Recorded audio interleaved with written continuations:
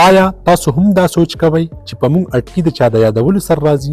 نو ستاسو د جانکارۍ دپاره به زه ووایم چې په مونږ اټکي زمونږ په جسم کې موجود د دې ډایفرام مسلز د ابنارمل کار کولو سر راځي. ګورئ دا زمونږ ډایفرام دی کم چې خورېږي او راټولیږي چې ورسره مونږ ساه راکاږو او بیا یې بهر کړو.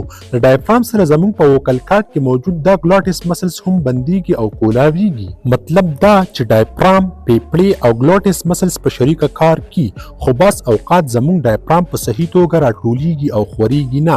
یعنې کله چې هم موږ زر زر روټۍ خورو او یا چېرته څه کاربونیټډ مشروبات وڅښو نو ورسره بیا د ډایفرام نه لاندې موجود میده دغه شان راوپړسېږي چې ورسره ډایفرام ته په صحیح توګه د کار کولو دپاره ځای میلاو نشي. د دې ډایفرام په صحیح توګه د کار نه کولو د وجې د ډایفرام او ګلاټس مسلز ترمنځ معامله ګډه بډه شي.